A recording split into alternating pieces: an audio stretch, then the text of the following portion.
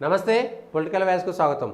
ఎన్నికల వేడి పెరుగుతున్న కొద్దీ, ఓటింగ్ దగ్గరకు వచ్చిన కొద్దీ కాంగ్రెస్ పార్టీ పిసిసి ప్రెసిడెంటు, ముఖ్యమంత్రి ప్రచారంలో ముందున్నటువంటి వ్యక్తి రేవంత్ రెడ్డి చేస్తున్నటువంటి వ్యాఖ్యలు లేదంటే ఫ్రస్ట్రేషను ఎందుకు గురవుతున్నారు, దాని వెనుక ఉన్న మర్మం ఏమిటి, దాన్ని చూసి మనం ఏ విధంగా అర్థం చేసుకోవచ్చు, ఈ అంశాలన్నిపై మాట్లాడేందుకు మనతో పాటు సీనియర్ జర్నలిస్టు అదేవిధంగా రాజకీయ విశ్లేషకులు మేడం మధు గారు ఉన్నారు. సార్ నమస్తే.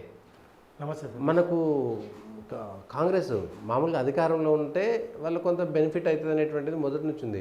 కానీ అధికారంలో ఉన్నటువంటి రేవంత్ రెడ్డి గారు కూల్గా హ్యాపీగా తన పని తాను చేసుకోకుండా కొంత మాటలు దొరలడం కానీ లేదంటే తప్పుడు వ్యాఖ్యానాలు చేయడం కానీ మాట్లాడేటువంటి మాటల్లో కొంత ఫ్రస్ట్రేషన్ కనబడుతుంది.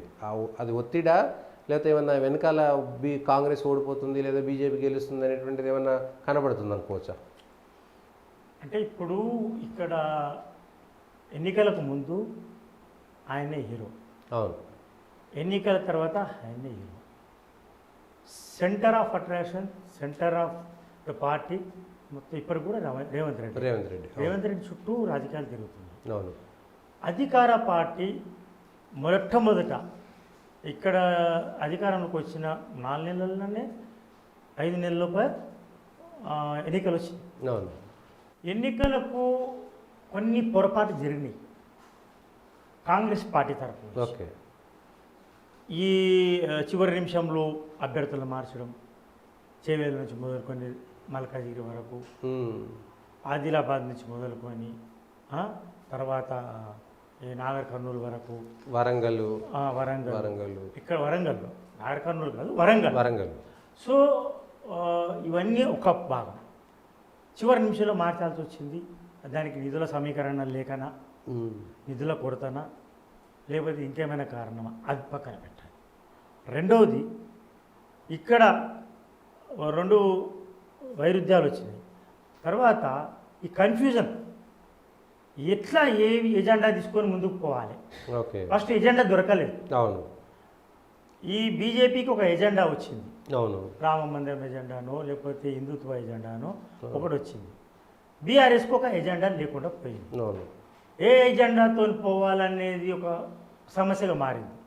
ఇక్కడ సెలక్షన్లు ఒకటి, నిధుల సమీకరణ ఒకటి, రెండోది ఏ ఎజెండాతో పోవాలనేది దేశవ్యాప్తంగా ఒక సమస్య అయిపోయింది.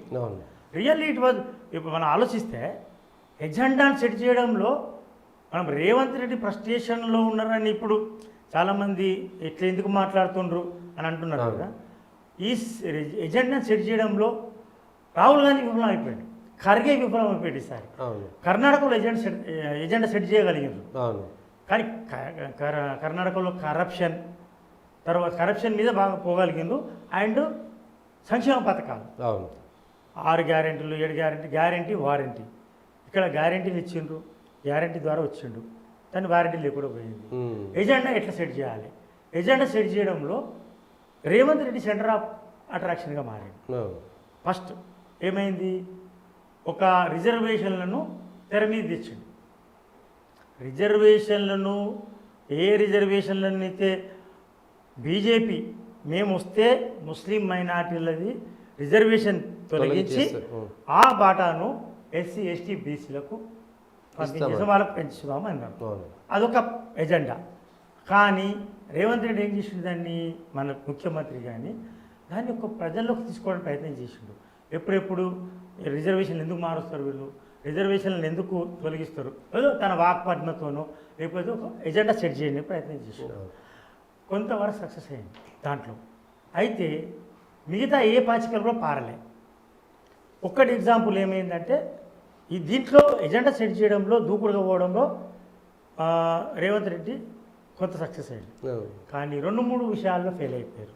ఒకటి సెలక్షన్లో, అండ్ ఒక ఎజెండా చిన్నది చేయగానే అంతకుముందు ఏం చేసినాము, మేము గ్యారంటీ పథకాలకు ఏ వారంటీ ఇచ్చినాము.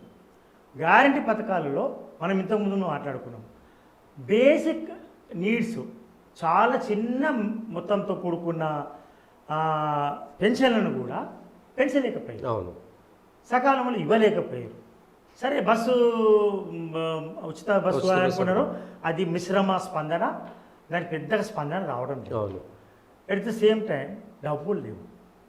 ఫ్రస్ట్రేషన్కి ఏమైందంటే ఎంతో కొంత మన ఖజానాకు సొంత వనరుల సొంత రాబడుల ద్వారా ఎక్కువనే వస్తున్నాయి. అవును 3,000 కోట్లు 4,000 కోట్లు పెరుగుతుంది ఆదాయం. కానీ ఇక్కడ గతంలో కేసీఆర్ వేరు, రేవంత్ రెడ్డి వేరు. అవును రేవంత్ రెడ్డి అధికారంలోకి వచ్చిన తర్వాత ఆయన ప్రెషర్స్ ఎక్కువైనాయి. బయట ప్రచారం ఏం జరుగుతుందంటే ఈ ఖజానాలో ఉన్న పైసలన్నీ ఆయన తన సొంత నాయకులకు గతంలో ఉన్న బిల్స్ పెండింగ్లో ఉన్నాయి, న్యాయపరమైన ఇష్యూలలో వాళ్ళకు పెండింగ్లో ఉన్నాయి, లేకపోతే ప్రెషర్లో వాళ్ళకు కొన్ని క్లియర్ చేయాల్సి వచ్చింది.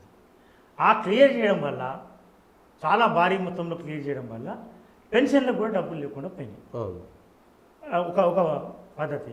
రెండోది ఏంటంటే ఈ అందరి పార్టీ అంతా కలిసి రాకపోవడం. నువ్వే హీరో కదా, సెంటర్ ఆఫ్ అట్రాక్షన్ నువ్వే కదా, మీరే చేయండి అని. తర్వాత ఖమ్మం, తర్వాత నాగర్ కర్నూలు, వరంగల్ ఇట్లా చూసుకుంటే అన్నింటిలో ఆయన ప్రెషర్కి గురయ్యాడు. ఎక్సెప్ట్ మహబూబ్ నగర్ అండ్ చెవెల్లా చాలా ప్రెషర్కి గురయ్యాడు. ఇట్లా సెలక్షన్లో కూడా కోఆర్డినేషన్ లేకుండా పోయింది. ఇవన్నీ అయిన తర్వాత అటు పోయే వరకు బీజేపీకి ఒక ఎజెండా దొరికింది, బీఆర్ఎస్ కూడా ఎజెండా లేకుండా పోయింది. ఎజెండా ఏంది? గ్యారంటీ స్కీమ్లు అమలైనాయా, అది వారంటీ ఇచ్చిండ్రా అని చెప్పడం మొదలైంది. కానీ ఇక్కడ వచ్చే వరకు కాంగ్రెస్కి ఒకటే కల్పించుకోవాల్సి వచ్చింది ఒక ఎజెండా. అది కల్పించుకున్నదే రిజర్వేషన్. అది దేశవ్యాప్తంగా కూడా ఈయన ఫాలో కావాల్సి వచ్చింది. ఈవెన్ రాహుల్ గాంధీ అటువంటి కూడా అరే బాగా ఒక చెప్పగలుగుతున్నాడు రిజర్వేషన్ అని. కానీ ఎవరు నమ్ముతున్నారు? జనాలు నమ్ముతున్నారా? ఎవరు ఇచ్చిండ్రు రిజర్వేషన్లు? ముస్లిం మైనారిటీలకు ఇచ్చిన రిజర్వేషన్లు కాంగ్రెస్, ఓకే.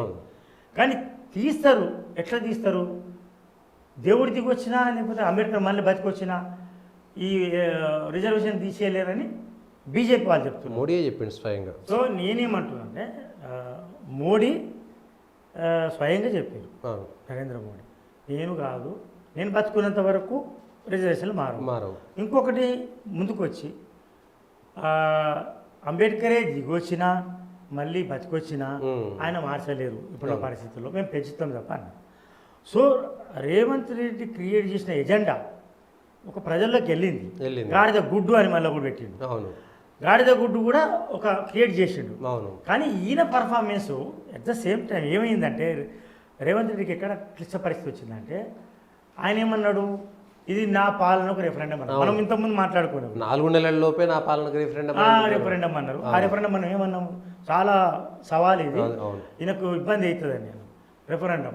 ఇప్పుడు నేను 15-20 రోజుల కింద మనం ప్రకటించినప్పుడే అన్నాము అది రెఫరెండం అనేది కాదు. రెఫరెండం అనుకుంటూనే రెఫరెండం మీద పోతాడు ఆయన. గాడిద గుడ్డు అంటే కేంద్రం ఏమి ఇవ్వలేదని చెప్పడం. కేంద్రం ఏమి ఇవ్వలేదని అన్నప్పుడు గ్రౌండ్లో పోతే కేంద్రం ఇవ్వని పథకాలు కూడా మోడీ ఇచ్చిండని అంటారు జనాలు. అదొక విచిత్రమైన పరిస్థితి. అదొకటి బియ్యం నుంచి మొదలుకొని, కరోనా నుంచి మొదలుకొని, వ్యాక్సిన్ నుంచి మొదలుకొని ప్రతి పథకం నుంచి వస్తున్న నిధులన్నీ ఇక్కడ లేవు కదా అంటారు. సరే ఓకే, ఇక్కడ అదొకటి గాడిద గుడ్డుకు ఆ సమాధానం. రిజర్వేషన్లను క్రియేట్ చేయగలిగిండు, ఒక హైప్ క్రియేట్ చేయగలిగాడు. తీసుకొచ్చి ఆకునూరు మురళి అటువంటి వాళ్ళను సోషల్ యాక్టివిటీస్ను కూడా పంపడము ఒక పథకం ప్రకారం పంపిండా, ఆయన్ని వెళ్ళిండా. తర్వాత వీళ్ళు చెప్తున్న మాటలు ఎంతవరకు నమ్ముతున్నారు? దానికి కూడా బీజేపీ చాలా బలమైన ప్రచారం చేస్తుంది. ఇప్పుడు రిజర్వేషన్ మీద పోయింది. సో బీజేపీ ప్రచారం నమ్ముతురా, రేవంత్ ప్రచారం నమ్ముతురా అని కాకుండా ఆయన ఒక ఫోకస్ పాయింట్ అయింది. కానీ ఫ్రస్ట్రేషన్ అన్నారు మీరు. ఫ్రస్ట్రేషన్ ఎందుకు వచ్చిందంటే ఫస్ట్ కొన్ని సీట్లలో ఎంపికలలో తేడా వచ్చింది, లేట్ అయిపోయింది. కరీంనగర్ మనం చూసినాం, కరీంనగర్ అయితే మరీ లేట్ అయిపోయింది. అక్కడ ఫస్ట్ స్లిప్లో సెకండ్ స్లిప్ ఎవరు క్యాచ్ పట్టాలని క్యాచ్ మిస్ అయినట్టు చాలా అయిపోయింది.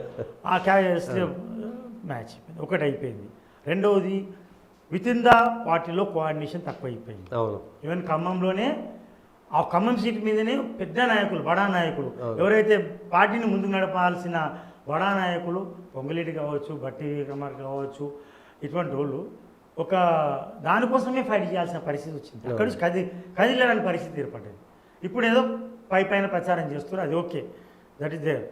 అయితే ఇక్కడ రేవంత్ రెడ్డికి ఫ్రస్ట్రేషన్ రావడానికి కారణం ఏంటంటే ఈ పథకాల మీద ఆయన బాగా క్లారిటీ ఇవ్వాల్సి వస్తుంది. అవును, నరసింహస్వామి జరిగినప్పుడు నరసింహస్వామి ఒట్టానాల్సి వస్తుంది. అవును, ఆయన గమనించండి. ఆయన ఇప్పుడు గ్రౌండ్ లెవెల్ నుంచి వచ్చినవాడు ప్రజలలో వ్యతిరేకత ఎట్లుందని తెలుసుకోలేడా? అంతే. ఇప్పుడు మహబూబ్ నగర్ ఫర్ ఎగ్జాంపుల్, మహబూబ్ నగర్ ఆయన సొంత నియోజకవర్గం, కొడంగల్ అందులో వచ్చి 40,000 మెజార్టీతో గెలిచిండు నాకు అనిపిస్తుంది. అవును. ఇప్పుడు మీకున్న సమాచారం మాకున్న సమాచారం అంత మెజార్టీ రాదు, మాకున్న సమాచారం ప్రతి ఒక్క అంటున్న విషయం అది 40,000 4,000 అనే దగ్గరకు వచ్చింది. అది అంత ఒక ముఖ్యమంత్రి ప్రాతినిధ్యం వహిస్తున్న ఒక నియోజకవర్గము, అది కూడా తంపింగ్ మెజార్టీ. అక్కడ నీ బిడ్డని అన్నప్పుడు, నల్లమల్ల బిడ్డని అన్నప్పుడు అక్కడ కూడా ఆయన నెగిటివ్ అంటే ఒక ప్రతికూల వాతావరణాన్ని పసిగట్టిండు. అవును. పసిగట్టిన తర్వాత అక్కడ 7 సార్లు 8 సార్లు ఇక్కడికి వెళ్ళాల్సి వచ్చింది. మహబూబ్ నగర్కి వెళ్ళాల్సి వచ్చింది. మహబూబ్ నగర్ అనేది ఆయన సొంత నియోజకవర్గం, సొంతంగా అక్కడ పుట్టి పెరిగి అక్కడే రాజకీయం మొదలుపెట్టి అక్కడ డీకేఆర్న ముందుకు రావడం, దూసుకురావడం, ఇటువంటి కొన్ని ముందేమో కాంగ్రెస్ వస్తుందేమో అనిపించింది, మళ్ళీ బీజేపీ ముందుకు వచ్చింది, మళ్ళీ tug of war 1 to 1 keen to keen. అది పోతే ఎట్లా? అది ఫ్రస్ట్రేషన్ ఒకటి. పోతే ఎట్లా? నాగర్ కర్నూలు మీద పెద్ద డౌట్ లేదు వాళ్ళకు, జనాలకు డౌట్ లేదు, ఏమైతే తెలియదు. కానీ నాగర్ కర్నూలు కాంగ్రెస్ గెలుస్తుందని ఇప్పటికీ జనాలు లేదా మీడియా కానీ లేకపోతే విశ్లేషకులు నమ్ముతున్నారు. కానీ మహబూబ్ నగర్ వచ్చే వరకు నీకు డిఫరెంట్ వాతావరణం అనుకుంటుంది. అది ఆ ఫ్రస్ట్రేషన్ కారణం. చేవేళ్ళ మీద పెద్ద ఆయనకు ఉన్నదా లేదా తెలియదు, కానీ ఆయనకు కొండ విశేషుడు కూడా మంచివాడే, కానీ మా పార్టీ గెలవాల్సిందే అంటున్నాడు. అట్ ద సేమ్ టైం మీరు ఇక్కడ మల్కాజిగిరి పోతే అక్కడ ఫ్రస్ట్రేషన్, ఆయన సిట్టింగ్ సీట్ అది, అదొకటి అయిపోయింది. సో కరీంనగర్, ఇటు మెదక్, పెద్దపల్లి నియోజకవర్గం కూడా 1 to 1 keen to keen contest ఉంది. ఇంత అప్పర్ హ్యాండ్లో ఉన్నది కాస్త ఇక్కడికి పడిపోయింది, ఇక్కడ పడిపోయింది. అవును. అక్కడ వస్తున్న సమాచారం ఈవెన్ సీతక్క కూడా పెద్దపల్లి కావచ్చు, ఆదిలాబాద్లో కావచ్చు చాలా కష్టపడాల్సి వస్తుంది. చాలా గ్రౌండ్ లెవెల్లో చాలా పట్టు ఉంది. అట్ ద సేమ్ టైం వరంగల్లో మనం చూసినాం ఆడియో లీగ్ కానీ, లేకపోతే కొండా సురేఖ కానీ, రేవూరు ప్రకాష్ రెడ్డి కానీ, వాళ్ళ డైరెక్ట్ మాట్లాడుకోవడం, ఆడియో లీగ్ కావడం, విత్ ఇన్ ద పార్టీలో కోఆర్డినేషన్ చేసుకోవడం ఒకటి, హైప్ క్రియేట్ చేయడం ఒకటి. అయితే ఎక్కడ ముందు ముఖ్యమంత్రి రేవంత్ రెడ్డి ఒక విషయం మర్చిపోతుంది. ప్రతిపక్ష నాయకుడుగా ఉన్నప్పుడు నువ్వు ఇంత దూకుడుగా ఉన్నా నిన్ను ప్రజలు యాక్సెప్ట్ చేస్తారు. ఎప్పుడైతే అధికారంలోకి వచ్చినావో అందరిని గమనిస్తుంటారు. అది చాలా డేంజరస్. కేసీఆర్ లైవ్ ఎగ్జాంపుల్ కదా మనకాడ. కేసీఆర్ కేసీఆర్ కింద తేడా ఏముందంటే, కేసీఆర్ యాసలో అవలేగాడ బాగా పగలగల అని అంటే ఒక పెద్ద మనిషి తరాలో తిట్టి ఊకుంటే కూడా నవ్వేది వాళ్ళు. ఆ నవ్వుపై కొన్ని రోజులకు బూతులు మాట్లాడుతున్న ఇక్కడికి వచ్చింది. ఒకప్పుడు సరదా పోయి ఆ సీరియస్ అయిపోయింది. అయితే ఇప్పుడు రేవంత్ రెడ్డి కూడా అప్పట్లో మాట్లాడాడు. ఎందుకు నువ్వు మాట్లాడితే నేను మాట్లాడనా? నువ్వు వాడు వాలీబాల్ ఆడితే నేను కబడ్డీ ఆడతానా? ఫుట్బాల్ ఆడుతుండు, నేను ఫుట్బాల్ ఆడతా అన్నాడు. ఆ ఫుట్బాల్ ఈక్వేషన్ తీసుకొచ్చిండు, కానీ ఆ ఫుట్బాల్ ఈక్వేషన్ ఇప్పుడు పనికిరాదు. ఇప్పుడు ఎప్పుడైతే మీరు వచ్చిర్రో బీఆర్ఎస్ చెప్పగలుగుతుంది, మేమున్నప్పుడు విద్యుత్ కోత లేదు, మేమున్నప్పుడు సంక్షేమ పథకాలకు ఆలస్యం లేదు, తప్పు చేసినావా అని ఇంతకుముందు మాట్లాడుకున్నాం, జనాలు అంటున్నారు. అది ఒక ప్రజలకు తీసుకోగలుగుతున్నారు. ఎవరు? బీఆర్ఎస్ వాళ్ళు, కేసీఆర్ తీసుకోగలుగుతున్నాడు. జనాలు కూడా వస్తున్నారు. రాను క్రమంగా జనం కూడా పెరుగుతున్నారు, మనం చూస్తున్నాం గ్రౌండ్లో. ఆయనకు ప్రజాకర్షణ ఉంది. కానీ ఇక్కడ ఈయన ఎక్కడైతే తొక్కుతా, పేగులు నీడలు వేస్తా, లేకపోతే మనం కూడా వాడలేము, డ్రాయర్ తీస్తా అన్నప్పుడు అదొకటి పోనీ ఒకటి డిస్కషన్ నడుస్తుంది. విచిత్రమైన విషయం ఏంటంటే, ఒక జర్నలిస్ట్ కూడా క్వశ్చన్ అడుగుతుంది. మీరు ఇరిటేటింగ్ క్వశ్చనే, ఏమని? చంద్రబాబు నాయుడుకు మీకు ఇక్కడ పోటీ పెట్టలేదు, ఇక్కడ కాంగ్రెస్ కు చర్చ మొదలైంది ఎప్పటి నుంచో, అది ఉండేది. మరి మీరు ప్రతిఫలంగా ఏం చేయబోతున్నారు అనేది ఒకటి క్వశ్చన్. సరే, సెన్సిటివ్ కావచ్చు. అప్పుడేమనాలా? ఏమయ్యా నువ్వు జర్నలిస్టు, ఏం మాట్లాడుతున్నావు? ఆయనతో నేను కలిసి పనిచేసినాము, ఆయన సహచరుడుగా నేను ఆయనకు కూడా హెల్ప్ చేసిన, ఆయన నేను గౌరవిస్తా, అందరిని గౌరవిస్తా, నాయకులను గౌరవిస్తా, ఆయన పార్టీలో పనిచేసిన, అంతవరకే మా బంధం. మాకు ఆయనకేం సంబంధం లేదు. అక్కడ మేము కాంగ్రెస్ పార్టీ నుంచి చాలా జోరుగా ప్రచారం చేస్తున్నాం. కాంగ్రెస్ పార్టీ ఈసారి అక్కడ గెలుస్తుందని చెప్పాలి. గణనీయమైన ఓట్లు సీటు సాధిస్తుంది. ఇది మీ తప్పుడు అపోహ ఎవరైనా ఉంటే అటువంటిది మీరు ఖండించండి, మీరని చెప్పాలి. ఏదో డైరెక్ట్ ఆయన తిట్టినట్టు ఓడవాడు అన్నాడు గాడి కొడుకు ఇన్ని అంతం అన్నట్టు వచ్చింది. జర్నలిస్టులనే జైలు వేస్తాం మేము, ఇద్దరు వేస్తే మంచిగా ఉంటుంది సార్. మీ భాష బాగలేదంటే మీరు చూపిస్తారు కాబట్టి మేము మాట్లాడుతున్నాం. మేము బూతులు మాట్లాడతాము, కానీ ఆ బూతులను మీరు ప్రసారించడం తప్పు. అవును, నేను తప్పు చేస్తాం, కానీ దాన్ని మీరు తప్పనడం తప్పు. అది ఒకటి విచిత్రమైన వాదన. ఎందుకు అట్లా ఫ్రస్ట్రేషన్లు ఉన్నప్పుడు వస్తారు, ఫ్రస్ట్రేటెడ్ మేనర్ ఉన్నప్పుడే. అదే నిజంగా ఆ రేవంత్ రెడ్డి హీరో అయినప్పుడు ఆ మాటలు ఎట్లా పోయినాయి అంటే జనాలకు చాలా వ్యతిరేకంగా పోయినాయి. మీరు ఫైండ్ వన్ కంటిన్యూషన్ కేసీఆర్ని తిట్టినప్పుడు జనాలు కూడా ఎందుకు ఈయన బూతులు మాట్లాడుతుందని అడిగారు. మరి అంతకుముందు బూతులు మాట్లాడాడు కదా, ఆయన పీసీసీ ఉన్నప్పుడు మాట్లాడాడు కదా. మరి అది వేరు ఇది వేరు అన్న, ఆయన మాట్లాడితే వేరుంది, ఈయన మాట్లాడితే వేరుంది, ఇట్లా మాట్లాడొద్దు కదా అని అడిగిన వాళ్ళు 2 నెలల కింద నన్ను అడిగిన. అట్లా కాదబ్బా, మనం ఆయనకు అవకాశం ఉండాలి కదా, ఇవ్వాలి కదా. ఇప్పుడు కూడా అవకాశం ఇవ్వాలంటున్నారు. ఈ 4 నెలల్లో నువ్వు చేసిన పొరపాటు ఏంది? 4 నెలల్లో రెఫరెండం ఎట్లా అడిగినావు? ఐదేళ్ల మ్యాండేట్కి 4 నెలల్లో రెఫరెండం అనేది రెఫరెండం మళ్ళీ 2 సార్లు అడినాడు. అవును, ఫస్ట్ ఏదో పొరపాట్ల మొన్న 2 రోజుల కింద మళ్ళీ రెఫరెండం అన్నాడు. రెఫరెండం నాకు చూసుకుంటాడు. రెఫరెండం అదే నాకు ఆశ్చర్యం అనిపిస్తుంది. రెఫరెండం కింద ఎందుకు?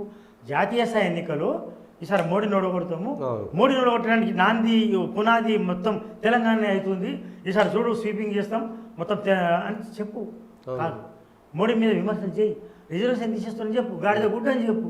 కానీ రెఫరెండం అనే వరకు రేపు పొద్దున రేవంత్ రెడ్డి మాట్లాడిన మాటలనే గాడిద గుడ్డ లాగట్టు ఉన్నాయి. గాడిద గుడ్డ అంటే ఇప్పుడు దాని కౌంటర్ ఇప్పుడు బాగానే చేస్తారు, బీజేపీ వాళ్ళు చేస్తారు, వాళ్ళు కూడా చేస్తారు, అధికార పార్టీలు ఇక్కడ ఉంది. అది చాలా నెగిటివ్. నేను 2 రోజుల నుంచి గమనిస్తున్నాను కదా, ఇదే చర్చ అవుతుంది బయట. ఎందుకు ఇట్లా మాట్లాడతాం? ఫ్రస్ట్రేటెడ్లో ఉన్నప్పుడు, చాలా కుంగుబాటులో ఉన్నప్పుడు, లేకపోతే ప్రెషర్లో ఉన్నప్పుడు ఇటువంటి మాటలు మాట్లాడతాం. ఆ మాటలకు ఆయన ఏమనుకుంటున్నారంటే సోషల్ మీడియా కొంచెం దూరమైనట్టుంది. ఏ సోషల్ మీడియాలో అయితే ఆయన అండగా నిలిచిందో దాన్ని కూడా బ్యాలెన్స్ చేయలేకపోయాడు. బ్యాలెన్స్ చేసుకోవాలి, తప్పేముంది? వాళ్ళు ఏమనకు, మర్యాద మాట్లాడు, మర్యాద ఓకే రండి. ఎందుకు? చంద్రబాబును మనం చూసినాం, ఆయన గురువా లేకపోతే ఆయన కలిసి పని చేసిండా? చంద్రబాబు మీడియా విషయంలో కానీ ఈ విషయంలో చాలా సంయమనం పాటించు. ఈవెన్ ఆయన తిట్టినా అసలు స్టేట్స్మెన్ కాదు, అసలు ముఖ్యమంత్రి వినాను ఇట్లా చేస్తున్నామంటే కూడా తమ్ముడు బ్రదర్ మీరు మైండ్ సెట్ మారాలంటుండే. కొన్ని నువ్వు చూసి నేర్చుకోవాలి, మైండ్ సెట్ మారాలి. నువ్వు ఓడరని మాట్లాడలేప్పుడు అదొక పెద్ద ప్లస్ పాయింట్ ఉండే. ఆయన ఉన్న మాట మాట్లాడుకోవాలి. తర్వాత ఆయన రాజకీయము తెలంగాణలో ఆయనకు ఈక్వేషన్ లాగా ఆయన ఓడిపోవడం